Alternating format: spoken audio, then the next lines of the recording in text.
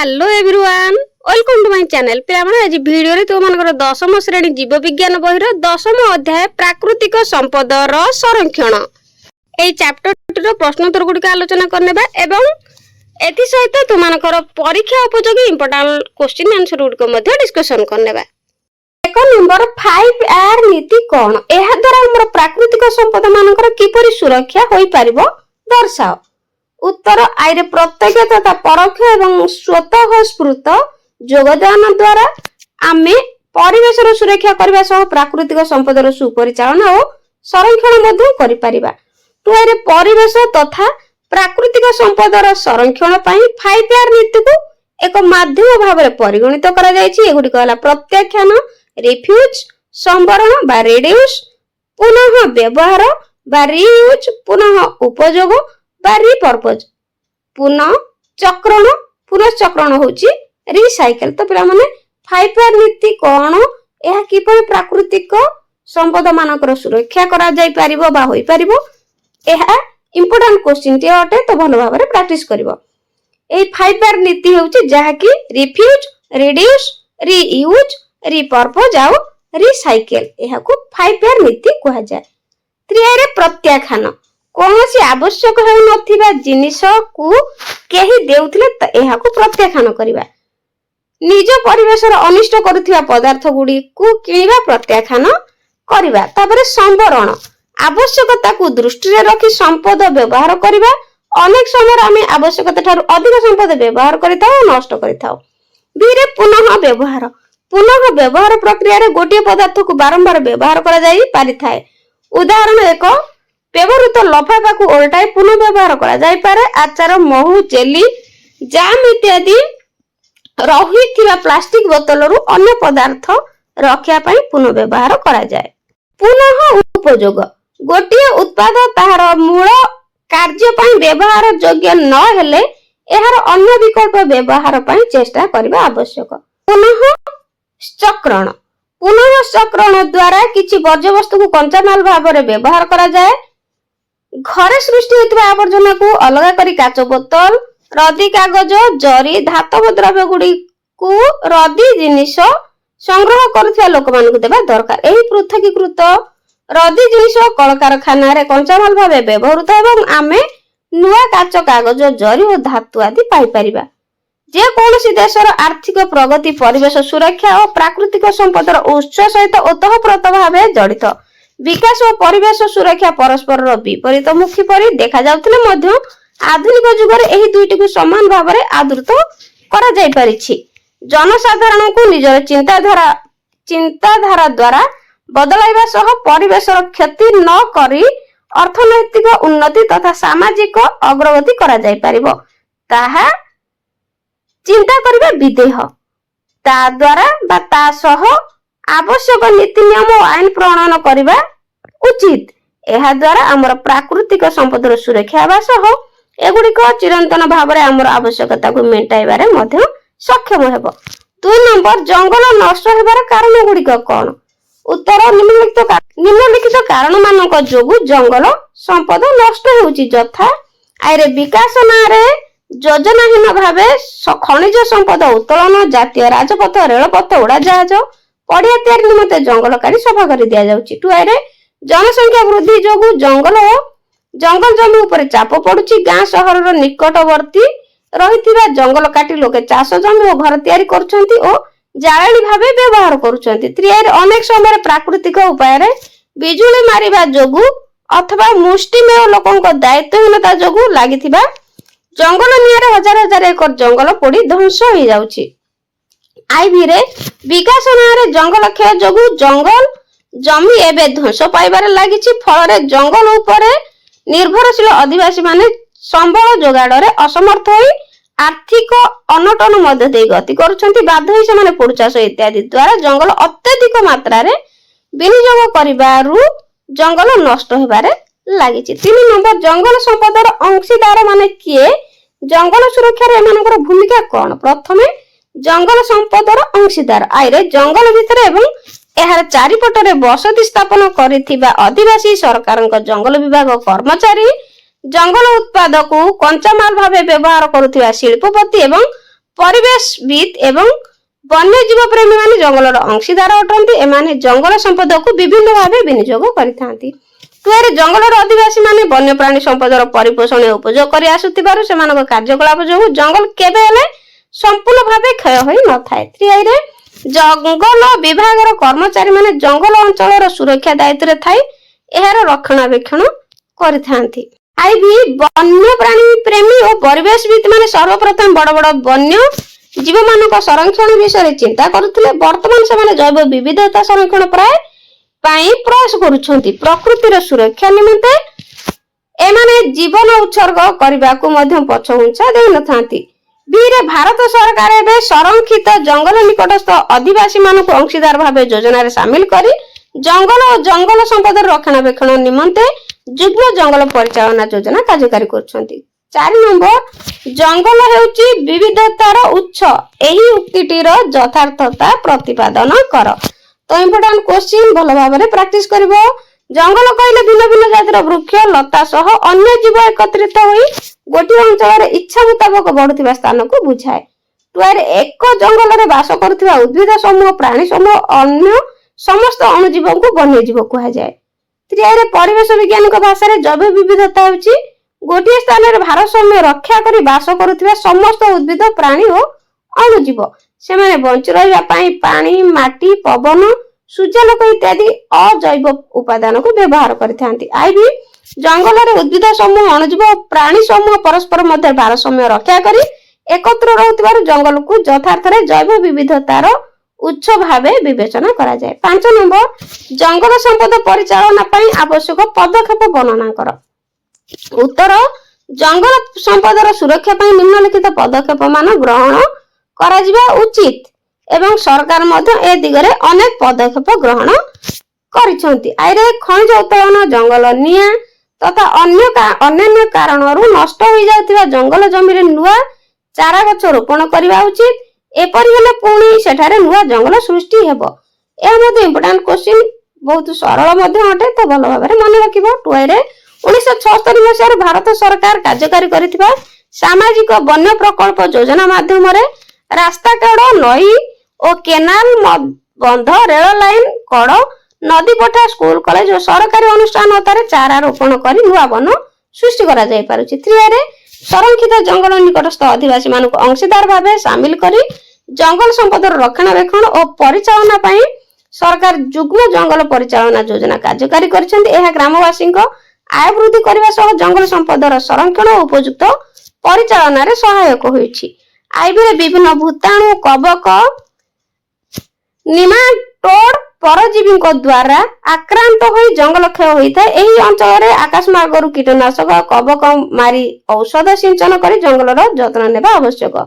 ଭିରେ ଜଙ୍ଗଲ ପୋଡ଼ି ସମୟରେ ଆକାଶମାର୍ଗରୁ ହେଲିକପ୍ଟର ସାହାଯ୍ୟରେ ଜଳକମାଣ ବ୍ୟବହାର କରି ଜଙ୍ଗଲ ନିଆଁକୁ ଆୟତ୍ତ କରିବା ଆବଶ୍ୟକ। ଭିଆଇରେ ଏହା ଛଡା ବନ୍ୟଜୀବ ସଂରକ୍ଷଣ ପାଇଁ ସରକାର ଚିଡ଼ିଆଖାନା, ଉଦ୍ଭିଦ ଉଦ୍ୟାନ, ଅଭୟାରଣ୍ୟ, ଜାତୀୟ ଉଦ୍ୟାନ, ଜୈବମଣ୍ଡଳ, ସଂରକ୍ଷିତ ଅଞ୍ଚଳ, ପ୍ରାଣୀ ପ୍ରକଳ୍ପ ଇତ୍ୟାଦି ଯୋଜନା କାର୍ଯ୍ୟକାରୀ କରିଛନ୍ତି। 6 ନମ୍ବର, ଭୂତଳ ଜଳସ୍ତର କମିବାର କାରଣ ଗୁଡିକ କଣ? ଇମ୍ପୋର୍ଟାଣ୍ଟ କ୍ୱେଶ୍ଚିନ୍, ଯେ ଭୂତଳ ଜଳର ସ୍ତର କମି ଯାଉଛି, ଏହାର କାରଣ କଣ? ଭୂତଳ ଜଳସ୍ତର କିପରି ସମୃଦ୍ଧ କରାଯାଇ ପାରିବ? ତ ଭୂତଳ ଜଳସ୍ତର କମିବାର କାରଣ, ଉତ୍ତର, ଦେଶରେ ଖାଦ୍ୟର ଆବଶ୍ୟକତା ବୃଦ୍ଧି ପାଉଥିବାରୁ ଦିନକୁ ଦିନ କୃଷି ଓ ଶିଳ୍ପ ସଂସ୍ଥା ପାଇଁ ଅଧିକରୁ ଅଧିକ ଜଳ ବ୍ୟବହାର କରାଯାଉଛି। ଫଳରେ ଭୂପୃଷ୍ଠ ଜଳ ବ୍ୟବହାର ସଙ୍ଗେ ସଙ୍ଗେ ଆମ୍ଭେମାନେ ମଧ୍ୟ ନଳକୂପ ଓ ଉଠା ଜଳସେଚନ ଦ୍ୱାରା ଭୂତଳ ଜଳର ଅତ୍ୟଧିକ ବ୍ୟବହାର କରିଚାଲିଛୁ। ଅନ୍ୟ ପକ୍ଷରେ ପାହାଡ ଓ ପର୍ବତ ମାନଙ୍କରୁ ଜଙ୍ଗଲ ସଫା ହୋଇଯିବା ଦ୍ୱାରା ଭୂତଳକୁ ଜଳର ଗତି କମିବାରେ ଲାଗିଛି। ତ ଭୂତଳ ଜଳର ପରିମାଣ ଦିନକୁ ଦିନ କମିବାରେ ଲାଗିଛି। ସେଥିପାଇଁ ଜଳ ସମ୍ପଦର ସଂରକ୍ଷଣ ସହ ଏହାର ସୁପରିଚାଳନା ଆବଶ୍ୟକ ପଦକ୍ଷେପ ନେବା ଦରକାର। ଭୂତଳ ଜଳସ୍ତର ସମୃଦ୍ଧ ହେବାର ଉପାୟ, ତ ଏହାର ସମୃଦ୍ଧ କିପରି ହେଇପାରିବ? ଏହାର ଉପାୟ ଗୁଡିକ ହଉଛି, 1ରେ ନଦୀବନ୍ଧ ଯୋଜନା। ଆମ ଦେଶରେ ଚାଷବାସ ପାଇଁ ଜଳସେଚନର ଆବଶ୍ୟକତାକୁ ଉପଲବ୍ଧ କରି ତତ୍କାଳୀନ ଇଂରେଜ ସରକାର ସର୍ବପ୍ରଥମେ ବିଭିନ୍ନ ବଡ ଓ ଚିରସ୍ରୋତା ନଦୀ ମାନଙ୍କରେ ନଦୀବନ୍ଧ ଯୋଜନା କାର୍ଯ୍ୟକାରୀ କରିଥିଲେ। ଜଳ ଛାୟା ପରିଚାଳନା, ପାହାଡର ଗଡାଣିଆ ଅଞ୍ଚଳରେ ଜଙ୍ଗଲ ସୃଷ୍ଟି କରି ପଥର ଅଟକ ବନ୍ଧ ଦେଇ ଜଳ ପ୍ରବାହର କ୍ଷିପ୍ରତାକୁ କମାଇବା ଓ ଭୂତଳ ଜଳର प्रवेशर मात्रा वृद्धि करने द्वारा वर्षा जल भूतल जल भाव में संरक्षित हो पार। यह प्रक्रिया को जल छाया परिचालन कह जाए और पहाड़र गड़ाणी अंचल को जल छाया अंचल कह जाए। जल छाया परिचालन निम्नोक्त पदक्षेप दरकार। प्रथम वृष्टि जल संरक्षण। आम देश में वृष्टि जल को संरक्षण कर दरकार समय व्यवहार करने एक चिराचरित प्रथा। एथिपाई सबु गाँ मुंडे एक पोखरी देखा मिलता है। भूतल भूपृष्ठ जल संरक्षण द्वारा माटीर आर्द्रता वृद्धि पाई थाए। माटी गछपत्र और फसल को जल मिलता है। समतल अंचल वर्षा जल संरक्षण पर नूतन ज्ञान कौशल प्रयोग करा जाउछि। माटी किंबा कंक्रीट साहाय्य छोट छोट अटक बंध बा आड़ी बंध करा जाए। वर्षा जल को रखा जिबा द्वारा एही जल तल को गति करी भूतल जल स्तर वृद्धि घटाई पारुछि। तापरे जलर पुनश्चक्रण। कृषि और पीवा पई आवश्यक जल अपेक्षा शिल्प संस्था माने अधिक जल व्यवहार करिथांती। एही जल दूषित होई निर्गत होता है और अनेक समय विशोधित न हो भूपृष्ठ जल रे मिशिबा द्वारा जल प्रदूषण होता है। शिल्प संस्था माने व्यवहार करथिबा जल को आवश्यकता अनुसार विशोधित करी पुनश्चक्रण करि पारिले जल प्रदूषण जनित समस्या दूर हेबा सहित शिल्प संस्था मानकर जलर आवश्यकतार आंशिक भरण करा जाय परिबो। भूपृष्ठ जल समुद्र उपरे भूपृष्ठस्थ जल संपद उपरे सेमानकर निर्भरशीलता किछि मात्रा रे कमा जाय परिबो। शिल्प संस्था माने निजस्व शक्ति उत्पादन केंद्र परि निजस्व वर्षा जल संरक्षण व्यवस्था जरिया जल गच्छित करी रखि परिबो और याकू व्यवहार करा जाय परिबो। 7 नंबर वृष्टि जल संरक्षण उपाय गुड़िक वर्णना कर। तो आम देश में वृष्टि जल को संरक्षण कर दरकार समय व्यवहार करने एक चिराचरित प्रथा। सेथिपई सबु गाँ मुंडे एक पोखरी देखा मिलता है। भूतल और भूपृष्ठ जल संरक्षण द्वारा माटीर आर्द्रता वृद्धि पाई थाए। माटीर गछपत्र और फसल को जल मिलता है। समतल अंचल वर्षा जल संरक्षण पर नूतन ज्ञान कौशल प्रयोग करा जाउछि। माटी किंबा कंक्रीट साहाय्य छोट छोट अटक बंध बा आड़ी बंध करा जाय। वर्षा जल को रखा जिबा द्वारा एही जल तल को गति करी भूतल जल स्तर वृद्धि घटाई पारुछि। त्रियाई केवल खालुआ अंचल रे एही जल भूपृष्ठ जल आकार वर्ष सारा उपलब्ध होतिबा बेले जल जमी रहुतिबा स्थान मानकर खरा दिने चाष कार्य करा जाय पारुछि और भूतल जल उत्तोलन करी जल सेचन करा जाय पारुछि। आईबी रे सहरांचल मानकर सब कंक्रीट जंगल सृष्टि करा जाउथिबारु वर्षा जल भूतल को गति करिवार बाट रहउ नै और एहा बही जाय नदी रे मिसुछि। सेथिपई हमकु वर्षा जल संरक्षण करी भूतल को पठाइबार व्यवस्था करबा दरकार। बीरे छात उपरे पडुथिबा वर्षा जल को एक बाली सज्जा थिबा कम गभीर गर्त को छाडी देले एही जल बाली सज्जा द्वारा शोषी होई माटी तल को गति करी भूतल जल सहित मिसी पारिबो। एहा छडा वर्षा जल को टांकी साहाय्य रे संग्रह करी सीधा सड़क व्यवहार मध्य करा जाय परिबो। 8 नंबर बृहत नदीबंध योजना द्वारा हमकु के प्रकार सुविधा मिल पारिछि। आमे यार विकल्प चिंता करबा काहे की दरकार। उत्तर बृहत नदीबंध योजना द्वारा सृष्ट जलाशयर जल को केनाल निर्माण द्वारा देशर अनेक अंचल को पठा जाय पारुछि। फल से सब अंचल जल सेचन और पानीय जल उपलब्ध हो पारुछि। इंदिरा गांधी केनाल योजना द्वारा राजस्थान व्यापक मरु अंचल को जल जोगाइबा संभवपर हो पारिछि।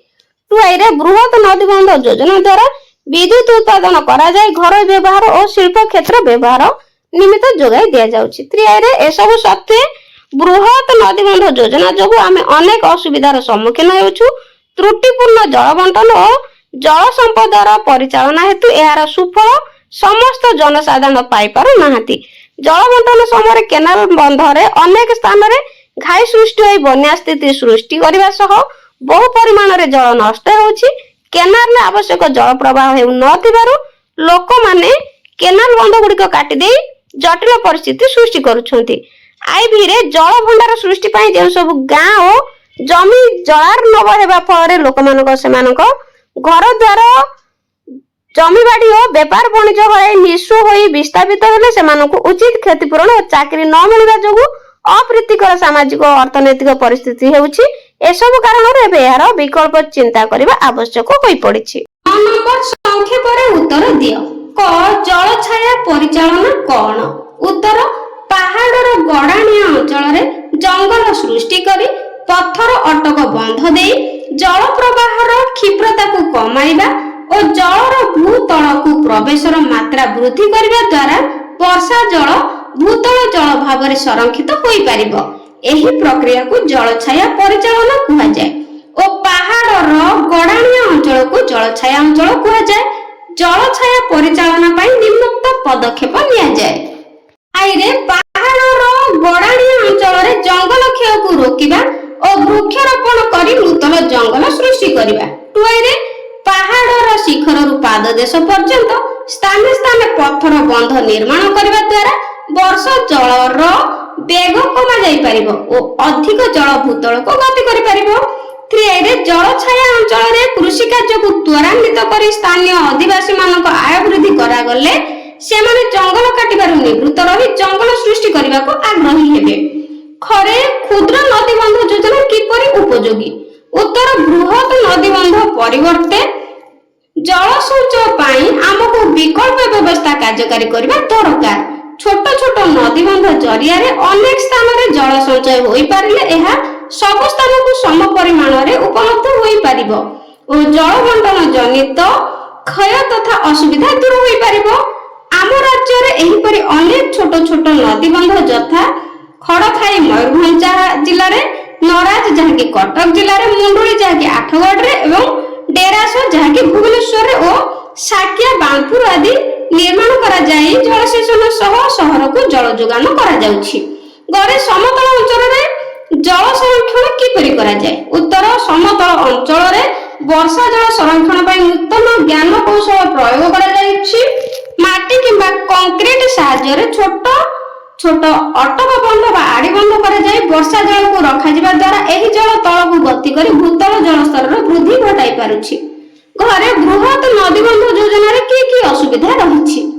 ଉତ୍ତର ବଣ୍ଟନ ସମୟରେ କେନାଲ ବନ୍ଧରେ ଅନେକ ସମୟରେ ଘାଇ ସୃଷ୍ଟି ହୋଇ ବହୁ ପରିମାଣର ଜଳ ନଷ୍ଟ ହୋଇ ସେହି ଅଞ୍ଚଳରେ ବନ୍ୟା ସ୍ଥିତି ସୃଷ୍ଟି କରୁଛି।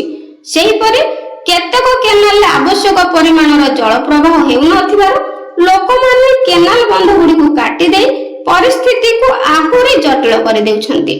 ଜଳଭଣ୍ଡାର ସୃଷ୍ଟି ହେବା ଦ୍ୱାରା ଯେଉଁ ସବୁ ଗାଁ ଓ ଜମି ଜଳାର୍ଣ୍ଣବ ହେଉଛି ସେଠାକାର ଲୋକମାନଙ୍କୁ ସେହି ସ୍ଥାନ ଛାଡ଼ି ଅନ୍ୟ ସ୍ଥାନକୁ ଯିବାକୁ ପଡୁଛି। ଫଳରେ ବିସ୍ଥାପିତ ଲୋକମାନେ ସେମାନଙ୍କର ଘରଦ୍ୱାର, ଜମିବାଡି ଓ ବେପାର ବାଣିଜ୍ୟ ସବୁ ହରାଇ ନିଃସ୍ୱ ହୋଇଯାଉଛନ୍ତି। ସେମାନଙ୍କୁ ଉଚିତ କ୍ଷତିପୂରଣ ଓ ଚାକିରି ନ ମିଳିବା ଦ୍ୱାରା ପ୍ରୀତିକର ସାମାଜିକ ତଥା ଅର୍ଥନୈତିକ ପରିସ୍ଥିତି ସୃଷ୍ଟି ହେଉଛି। ଓ କୋଇଲା ଓ ପେଟ୍ରୋଲିୟମ ଜନିତ ପ୍ରଦୂଷଣ ବିଷୟରେ ଏକ ସଂକ୍ଷିପ୍ତ ଟିପ୍ପଣୀ ଦିଅ। ଉତ୍ତର କୋଇଲା ଓ ପେଟ୍ରୋଲିୟମ ଜଳିବା ଦ୍ୱାରା ବାୟୁମଣ୍ଡଳ ପ୍ରଦୂଷିତ ହୋଇଥାଏ। ଅଙ୍ଗାରକାମ୍ଳ ପରିମାଣ ବଢିବା ଦ୍ୱାରା ତାପମାତ୍ରା ବୃଦ୍ଧି ପାଇ ସବୁଜ କୋଠରୀ ପ୍ରଭାବ ଅନୁଭୂତ ହେଉଛି। ଆମେ ନିଜକୁ ଓ ଜୈବ ବିବିଧତାକୁ ରକ୍ଷା କରିବା ପାଇଁ କୋଇଲା ତଥା ପେଟ୍ରୋଲିୟମର ବ୍ୟବହାରକୁ ନିୟନ୍ତ୍ରଣ କରିବା ସଙ୍ଗେ ସଙ୍ଗେ ବିକଳ୍ପ ନବୀକରଣ ଯୋଗ୍ୟ ଶକ୍ତି ବ୍ୟବହାରକୁ ତ୍ୱରାନ୍ୱିତ କରିବା ଦରକାର। ଏଥିପାଇଁ କେତେକ ପଦକ୍ଷେପ ନେବା ନିତ୍ୟାନ୍ତ ଆବଶ୍ୟକ। ପୁନର୍ବ୍ୟବହାର। ଉତ୍ତର କୌଣସି ପଦାର୍ଥକୁ ବାରମ୍ବାର ବ୍ୟବହାର କରିବା ସବୁଠାରୁ ଉନ୍ନତ ପରିବେଶ ଅନୁକୂଳ ପଦ୍ଧତି। ଟୁଆଇରେ ବ୍ୟବହାର ଯୋଗ୍ୟ ପଦାର୍ଥ ଗୁଡ଼ିକୁ ଥରେ ବ୍ୟବହାର କରିବା ପରେ ବର୍ଜନ ନ କରି ବାରମ୍ବାର ବ୍ୟବହାର କଲେ ସେହି ପଦାର୍ଥର ଠିକ ଉପଯୋଗ ହେବା ସହ ସମ୍ପଦର ସଂରକ୍ଷଣ ମଧ୍ୟ ହୋଇଥାଏ। 3 ଉଦାହରଣ ସ୍ୱରୂପ ଆମର ଆଚାର, ମହୁ, ଜେଲି, ଜାମ୍ ଇତ୍ୟାଦି ପ୍ଲାଷ୍ଟିକ ବୋତଲରୁ ଖାଦ୍ୟ ସରିଯିବା ପରେ ରୋଷେଇ ଘରେ ଅନ୍ୟ ପଦାର୍ଥ ରଖିବା ପାଇଁ ପୁନର୍ବ୍ୟବହାର କରିପାରିବ। 6 ପ୍ରାକୃତିକ ସମ୍ପଦ ସଂରକ୍ଷଣରେ ପ୍ରକୃତି ପ୍ରେମୀଙ୍କର ଭୂମିକା। Important question. ଉତ୍ତର ପ୍ରାକୃତିକ ସମ୍ପଦ ସଂରକ୍ଷଣରେ ପ୍ରକୃତି ପ୍ରେମୀମାନେ ମୁଖ୍ୟ ଭୂମିକା ଗ୍ରହଣ କରିଛନ୍ତି। ସେମାନେ ପ୍ରକୃତିକୁ ରକ୍ଷା କରିବା ପାଇଁ ନିଜ ଜୀବନକୁ ଉତ୍ସର୍ଗ କରିବାକୁ ମଧ୍ୟ ପଛଘୁଞ୍ଚା ଦେଉନଥାନ୍ତି। 1730 ମସିହାରେ ଯୋଧପୁରରେ ରାଜା ଅଭୟ ସିଂ ଦୁର୍ଗ ନିର୍ମାଣ ଉଦ୍ଦେଶ୍ୟରେ ବିଶ୍ନୋଇ ସମ୍ପ୍ରଦାୟ ବାସ କରୁଥିବା ଖେଜରାଲି ଗାଁକୁ ବଡ଼ ବଡ଼ ବୃକ୍ଷ କାଟିବା ପାଇଁ ସୈନ୍ୟ ଦଳ ପଠାଇଥିଲେ। ଏହାକୁ ବିରୋଧ କରି ଶ୍ରୀମତୀ ଅମୃତା ଦେବୀ ବିଷ୍ଣୋଇଙ୍କ ନେତୃତ୍ୱରେ 363 ଜଣ ଗ୍ରାମବାସୀ ଗଛଗୁଡ଼ିକୁ ରକ୍ଷା କରିବାକୁ ଯାଇ ଗଛକୁ କୁଣ୍ଢାଇ ଧରିଲେ ଓ ଶେଷରେ ପ୍ରାଣ ବଳି ଦେଇଥିଲେ। 3 ସେହିପରି 1970 ଦଶକରେ ହିମାଳୟ ପାଦଦେଶର ଜଙ୍ଗଲକୁ ରକ୍ଷା କରିବା ପାଇଁ ପରିବେଶବିତ୍ ଶ୍ରୀଯୁକ୍ତ ଚଣ୍ଡୀଚରଣ ଭଟ୍ଟଙ୍କ ଦ୍ୱାରା ମଣ୍ଡଳ ଗ୍ରାମରେ ଓ ଅନ୍ୟ ଜଣେ ପରିବେଶବିତ୍ ଶ୍ରୀଯୁକ୍ତ ସୁନ୍ଦରଲାଲ ବହୁଗୁଣା ରାନୀ ଗ୍ରାମରେ ଚିପକୋ ଆନ୍ଦୋଳନର ସୂତ୍ରପାତ କରିଥିଲେ। ବ୍ୟାପକ ଆନ୍ଦୋଳନର ହେତୁ ତତ୍କାଳୀନ ପ୍ରଧାନମନ୍ତ୍ରୀ ଶ୍ରୀମତୀ ଇନ୍ଦିରା ଗାନ୍ଧୀଙ୍କ ଉଦ୍ଦେଶ୍ୟରେ ତାଙ୍କର ନିର୍ଦ୍ଦେଶରେ 15 ବର୍ଷ ପାଇଁ ସେହି ଅଞ୍ଚଳକୁ ଜଙ୍ଗଲରୁ କାଠ କାଟିବା ନିଷିଦ୍ଧ କରାଯାଇଥିଲା। ଜରେ IUCN ଉତ୍ତର ଏହା ପୃଥିବୀର ସବୁଠାରୁ ବଡ଼ ପରିବେଶ ସମ୍ବନ୍ଧୀୟ ସଂସ୍ଥା। ଏହା ସ୍ୱତନ୍ତ୍ର ଭାବରେ ପରିବେଶ, ଜୈବ ବିବିଧତା, ପ୍ରାକୃତିକ ସମ୍ପଦର ସଂରକ୍ଷଣ ଏବଂ ପ୍ରାକୃତିକ ସମ୍ପଦର ପରିପୋଷଣକାରୀ ବ୍ୟବହାର ବିଷୟରେ କାର୍ଯ୍ୟ କରୁଛି। ପୃଥିବୀର ବିପନ୍ନ ଜାତିର ଉଦ୍ଭିଦ ଓ ପ୍ରାଣୀଙ୍କ ବିଷୟରେ ତଥ୍ୟ ସଂଗ୍ରହ କରି ତଥ୍ୟ ଭଣ୍ଡାର ସୃଷ୍ଟି କରିଛି। ଏହି ତଥ୍ୟ ରେଡ୍ ଡାଟା ବୁକ୍ ନାମକ ଏକ ସିଲେଇ ହୋଇ ନଥିବା ଗ୍ରନ୍ଥରେ ସ୍ଥାନିତ ହୋଇଛି। ପ୍ରତିବର୍ଷ ଏହି ଗ୍ରନ୍ଥର ନୂତନ ସଂସ୍କରଣ ପ୍ରକାଶ ପାଉଛି। ଝରେ ଜଙ୍ଗଲ ସୁରକ୍ଷାରେ ଜନସଚେତନତାର ଭୂମିକା। ଇମ୍ପୋର୍ଟାଣ୍ଟ କ୍ୱେଶ୍ଚିନ୍ ଉତ୍ତର ଜନସାଧାରଣଙ୍କ ଧାରଣା ଯେ ଜଙ୍ଗଲ ସମ୍ପଦ କେବଳ ସରକାରଙ୍କର ଓ ଏଥିରେ ସେମାନଙ୍କର କୌଣସି ଅଧିକାର ନାହିଁ, କିନ୍ତୁ ସଚେତନତା ଓ ଜନସାଧାରଣଙ୍କ ପ୍ରତ୍ୟକ୍ଷ ଯୋଗଦାନ ବିନା ଜଙ୍ଗଲ ଓ ବନ୍ୟଜନ୍ତୁ ସଂରକ୍ଷଣ ପ୍ରାୟତଃ ଅସମ୍ଭବ। 2 ଜଙ୍ଗଲ ସମ୍ପଦର ଅବକ୍ଷୟ ହେଲେ ବିଶ୍ୱ ଜଳବାୟୁରେ କେଉଁ ସବୁ ପରିବର୍ତ୍ତନ ହେବ ତାହା ଆମର ଜୀବନ ଧାରାକୁ କିପରି ପ୍ରଭାବିତ କରିବ ସେ ବିଷୟରେ ସଚେତନତା ସୃଷ୍ଟି କରିବା ଆବଶ୍ୟକ। ଏହାର ଚିପ୍କୋ ଆନ୍ଦୋଳନ ଉତ୍ତର 1970 ଦଶକରେ ହିମାଳୟ ପାଦଦେଶରେ ଜଙ୍ଗଲ କଟାକୁ ବିରୋଧ କରି ପରିବେଶବିତ୍ ଶ୍ରୀଯୁକ୍ତ ଚଣ୍ଡୀଚରଣ ଭଟ୍ଟ ସାଧାରଣ ଜନତା କୃଷକଙ୍କୁ ନେଇ ଦାସୋଳି ଗ୍ରାମ ସ୍ୱରାଜ ମଣ୍ଡଳ ନାମକ ସଂଗଠନ ଗଢ଼ି ମଣ୍ଡଳ ଗ୍ରାମର ଚିପ୍କୋ ଆନ୍ଦୋଳନରେ ସୂତ୍ରପାତ କରିଥିଲେ। ଲୋକମାନେ ଗଛ କଟାଳି ମାନଙ୍କୁ ଗଛ କାଟିବାକୁ ନ ଦେଇ ଗଛକୁ କୁଣ୍ଢାଇ ଧରିଲେ। ଏହି ସଫଳତା ପରେ ଶ୍ରୀଯୁକ୍ତ ସୁନ୍ଦରଲାଲ ବହୁଗୁଣା ନାମକ ଅନ୍ୟ ଏକ ପରିବେଶବିତ୍ ରାନୀ ଗ୍ରାମରେ ଏହି ଆନ୍ଦୋଳନ ଆରମ୍ଭ କରିଥିଲେ। ମହିଳାମାନେ ଏହି ଆନ୍ଦୋଳନରେ ବହୁ ସଂଖ୍ୟାରେ ଯୋଗ ଦେଇ ଗଛ କଟାଳି ମାନଙ୍କୁ ଗଛ କାଟିବାକୁ ଦେଇନଥିଲେ। 3 ଶ୍ରୀଯୁକ୍ତ ବହୁଗୁଣା ହିମାଳୟ ପାଦଦେଶରେ ଦୀର୍ଘ 5000 କିଲୋମିଟର ପଦଯାତ୍ରା କରି ଜଙ୍ଗଲ ସୁରକ୍ଷା ବାର୍ତ୍ତା ପ୍ରଚାର କରିଥିଲେ। ଶେଷରେ ତତ୍କାଳୀନ ପ୍ରଧାନମନ୍ତ୍ରୀ ଶ୍ରୀମତୀ ଇନ୍ଦିରା ଗାନ୍ଧୀ ଜଙ୍ଗଲର ପୂର୍ବାବସ୍ଥା ଫେରି ପାଇବା ପାଇଁ 15 ବର୍ଷ ପର୍ଯ୍ୟନ୍ତ ଜଙ୍ଗଲରୁ କାଠ କାଟିବା ସମ୍ପୂର୍ଣ୍ଣ ନିଷିଦ୍ଧ କରିଥିଲେ। ଟରେ ବିଷ୍ଣୋଇ ସମ୍ପ୍ରଦାୟ ଉତ୍ତର ଭାରତର ମୁଖ୍ୟତଃ ରାଜସ୍ଥାନ, ହରିୟାଣା, ପଞ୍ଜାବ, ଉତ୍ତର ପ୍ରଦେଶର ବିଷ୍ଣୋଇ ସମ୍ପ୍ରଦାୟର ଲୋକମାନେ ବସବାସ କରିଥାନ୍ତି। ସେମାନେ ପ୍ରକୃତି ପ୍ରେମୀ, ଗୁରୁଙ୍କ ଉପଦେଶ ମାନି ସେମାନେ କୌଣସି ଜୀବନ୍ତ ଗଛକୁ କାଟନ୍ତି ନାହିଁ ଓ ଗଛ କଟାକୁ ପ୍ରତିରୋଧ କରନ୍ତି। 1730 ମସିହାରେ ଯୋଧପୁରର ରାଜା ଅଭୟ ସିଂ ଦୁର୍ଗ ନିର୍ମାଣ ଉଦ୍ଦେଶ୍ୟରେ ବଡ଼ ବଡ଼ ବୃକ୍ଷ କାଟିବା ପାଇଁ ବିଷ୍ଣୋଇ ସମ୍ପ୍ରଦାୟ ବାସ କରୁଥିବା ଖେଜରାଲି ଗ୍ରାମକୁ ସୈନ୍ୟଦଳ ପଠାଇଥିଲେ। 3 ସୈନ୍ୟଦଳ ଗ୍ରାମବାସୀଙ୍କ କଥା ନ ମାନି ଗଛ କାଟିବା ଆରମ୍ଭ କରିବାରୁ ଗ୍ରାମବାସୀମାନେ ଗଛକୁ କୁଣ୍ଢାଇ ଧରିଲେ। ଫଳରେ 363 ଜଣ ଗ୍ରାମବାସୀ ପ୍ରାଣ ବଳି ଦେଇଥିଲେ। ଆଇଭରେ ଶ୍ରୀମତୀ ଅମିତ୍ର ଦେବୀ ବିଷ୍ଣୋଇ ଏହି ପ୍ରତିରୋଧରେ ମୁଖ୍ୟ ଭୂମିକା ଗ୍ରହଣ କରି ଶହୀଦ ହୋଇଥିଲେ। ଏହି ବଳିଦାନ ଘଟଣାକୁ ମନେ ପକାଇବା ପାଇଁ ଭାରତ ସରକାର ବିଗତ କିଛି ବର୍ଷ ହେବ ଅମୃତା ଦେବୀ ବିଷ୍ଣୋଇ ବନ୍ୟପ୍ରାଣୀ ସଂରକ୍ଷଣ ଜାତୀୟ ପୁରସ୍କାର ପ୍ରଦାନ କରୁଛନ୍ତି। 10 ନମ୍ବର ଗୋଟିଏ ବାକ୍ୟରେ ଉତ୍ତର ଦିଅ।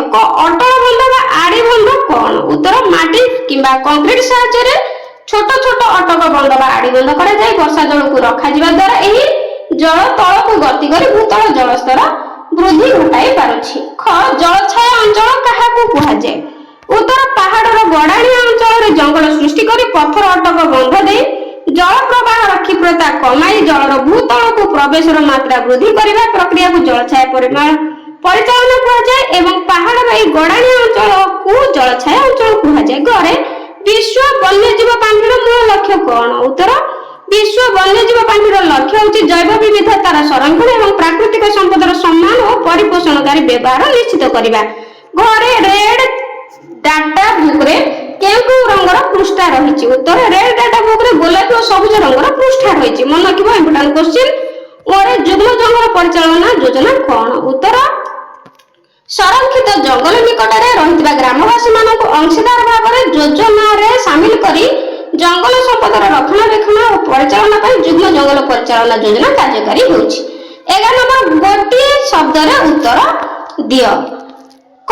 ଉଦ୍ଭିଦ ଉଦ୍ୟାନ କେଉଁ ପ୍ରକାର ସଂରକ୍ଷଣର ଉଦାହରଣ? ଉତ୍ତର ବାହ୍ୟ ସ୍ଥାନେ ସଂରକ୍ଷଣ। ଖରେ ଜାତୀୟ ଉଦ୍ୟାନ କେଉଁ ପ୍ରକାର ସଂରକ୍ଷଣର ଉଦାହରଣ? ଉତ୍ତର ସ୍ୱସ୍ଥାନେ ସଂରକ୍ଷଣ। ସୁନ୍ଦରଲାଲ ବହୁଗୁଣା କେଉଁ ପରିବେଶ ଆନ୍ଦୋଳନର ସୂତ୍ରଧାର? ଉତ୍ତର ଚିପ୍କୋ ଆନ୍ଦୋଳନ।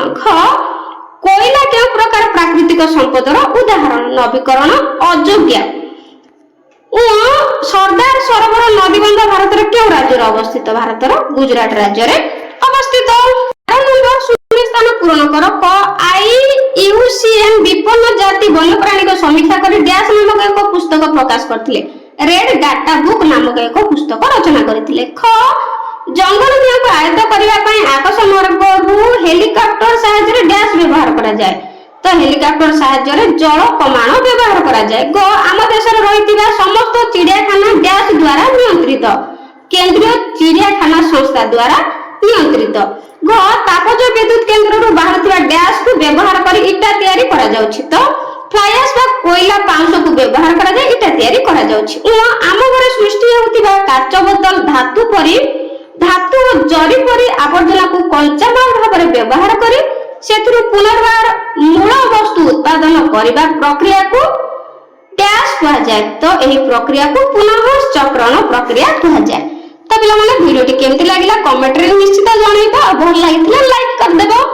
ତ ବୋର୍ଡ ପରୀକ୍ଷା ପାଖେଇ ଆସିଲାଣି ଆଉ ଅଳ୍ପ ସମୟ ହାତରେ ମନ ଦେଇକି ପାଠ ପଢ, ବହୁତ ପରିଶ୍ରମ କର। ଆଉ ସଫଳତା ପାଇବାକୁ ହେଲେ କଠିନ ପରିଶ୍ରମର ଆବଶ୍ୟକତା ରହିଛି। ତେଣୁ ପରିଶ୍ରମ କର ଆଉ ଭଲ ସଫଳତା ହାସଲ କର। ତ ଆଜି ପାଇଁ ରହୁଛି। ଗଡ୍ ବ୍ଲେସ୍ ୟୁ।